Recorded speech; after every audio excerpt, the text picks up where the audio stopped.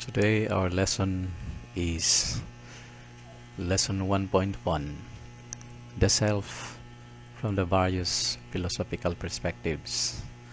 Our lesson objectives are the following. First, students should be able to explain why it is essential to understand the self.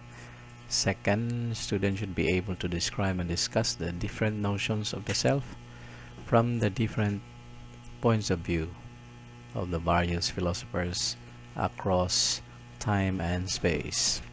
Third, compare and contrast how the self has been represented in different philosophical schools. And the fourth one is for students to examine oneself against the different view of self that were discussed in class. Now we'll have the introduction. Of course, the philosophers, even long time ago, they inquired already about the self. Now, and the first who tried to inquire about the self were the Greeks. So the Greeks were the ones who seriously questioned myth and moved away from them in attempting to understand reality and respond to the perennial questions of curiosity, including the question of the self. Because philosophers before were very much attuned to questioning the materials that are being used to compose reality, like air, water, and fire. And it were the Greeks who started to move away from those direction. Now they are questioning about the self. It were the Greeks. So the different perspectives and views of the self can be best seen and understood by revisiting its prime thinkers made by philosophers from the ancient times to the contemporary world. So we start with the pre-Socratics. Pre-Socratics meaning they were there before Socrates. So they occupied themselves with the question of primary substratum. That's what I have told you a while ago. Or the arche, that explains the multiplicity of things in the world, like fire, water, air, and earth, or soil. The following were famous: Thales, Parmenides, Heraclitus, Empedocles, and to name a few. They were concerned with explaining what the world is really made of, as I have told you a while ago: earth, water, fire, and the world, why the world is so, why the world exists, and what explains the changes that they observe around them. So we start with the first person who questioned about the problem of self. So it was Socrates. Socrates or Socrates. Sometimes some other teachers would say Socrates, others would say Socrates. He came out, other than questioning the components of the earth, he came out with another question, something else.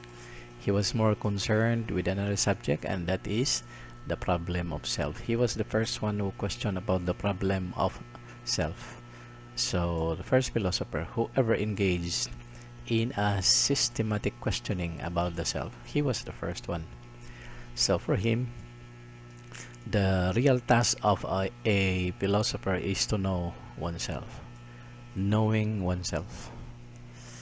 So he was brought to court many times for allegedly corrupting the minds of the youth, because he was teaching other things other than the usual things that people know in Athens.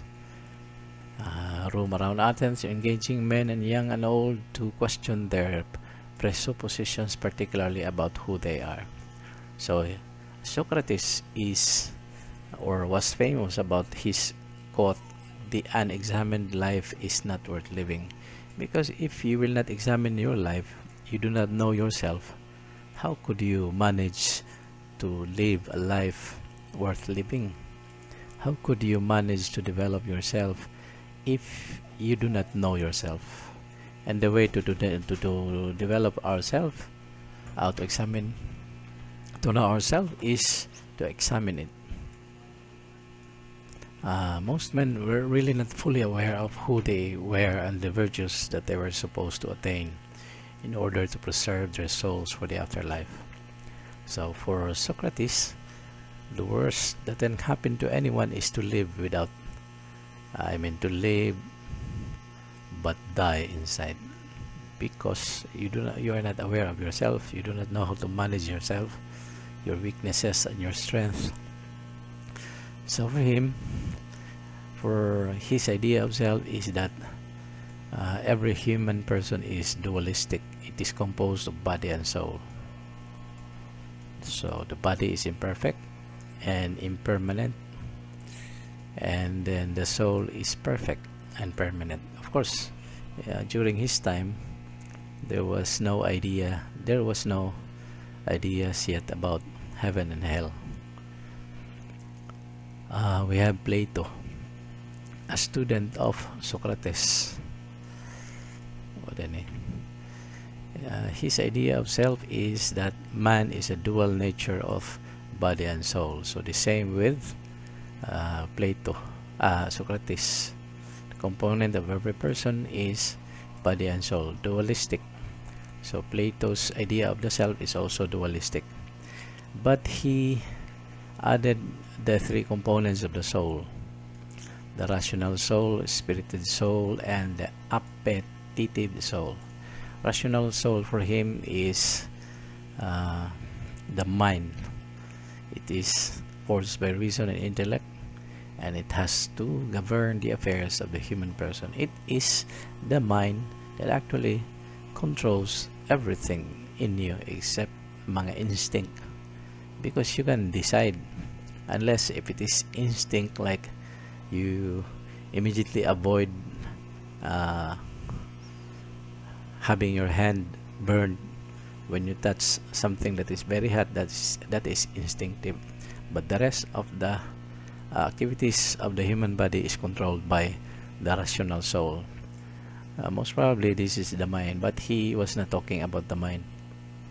Spirited soul is in charge of emotions that should be kept at bay, because Plato believed that emotions sometimes will lead us to distraction. Emotions, bad emotions especially. So it is the spirited soul that will keep your emotions at bay, mo control. The appetitive soul, it is in charge of the desires. So this is the soul that controls our desires on eating, drinking, for example, sleeping, having sex. All of those desires or drives in our body can be controlled by the appetitive soul. Saint Augustine, he followed the ancient view of Plato and fused it with the newfound doctrine of Christianity. So he borrowed the idea of Plato and then Christianized it. His idea of self is that man is of a bifurcated nature. So it would mean dualistic again, body and soul. So the body for him, for St. Augustine, it is an aspect of man that dwells in the world and imperfect and continuously yearns to be with the divine. So it is the body that dwells in the imperfect world, that will get sick, that will be shaped by exercise, but it continually yearns to be with the divine because of the resurrection, and it will die and can only thrive in the imperfect physical reality that is the world. But later on, St. Augustine would add in his other books that he was referring to the resurrection, when the imperfect body continuously yearns to be with the divine. It will be with the divine during the resurrection. And then the soul for him, It is capable of reaching immortality, meaning when you die, the soul departs and it will go to hell or heaven, according to Christian philosophers like Saint Augustine. And then it is to anticipate living eternally in a realm of spiritual bliss in communion with God, because when you die, according to Catholic doctrine, the soul will be with God already. The soul can also stay after death in eternal realm with the transcendent God. Oh, this is what I'm talking about. So the soul, while waiting for the last judgment, resurrection, wherein the soul and the body will reunite again perfectly, as of the moment, the soul will stay with the transcendent God. Or if there is hell, the soul will go to hell. So the goal of every human person is to attain this communion and bliss with the divine by living his life on earth in virtue. So in order for the soul to be with the transcendent God, the body should live a virtuous life. Fifth, let me see. Okay, fifth, Saint Thomas Aquinas. He is the most eminent 13th century scholar and stalwart of the medieval philosophy, because he is like a genius, genius in theology, genius in philosophy. His idea about self is that he also borrowed the idea of Plato, that man is composed of man is dualistic, but for him, philosophically, man is composed of two parts, that is matter and form. Matter comes from the Greek word hyle. This refers to the common stuff that makes up everything in the universe, material. So man's body is part of this matter on earth only. Form is morphe in Greek, which refers to the essence or substance of a thing, meaning what makes it as it is.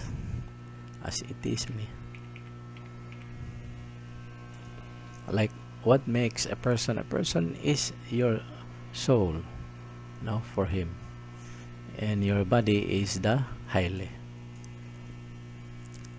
In the case of the human person, the body of the human person is something that he shares with, even with the animals, because we are the same with the animals. We have eating drives, sleeping drives, and sex drives.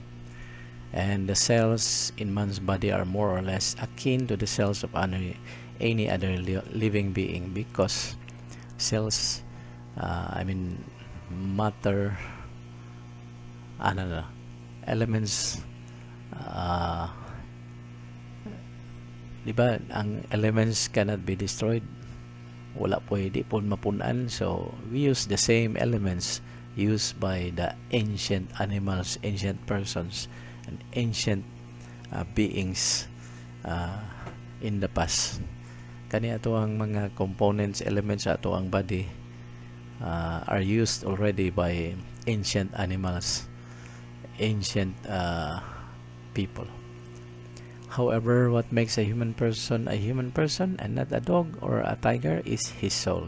This is the explanation of the essence. This is the form. What makes a person different from an animal is his essence, which is his soul. And then, to Aquinas, just as in Aristotle, the soul, essence, is what animates the body. It is what makes us humans. And then, so we will stop from there.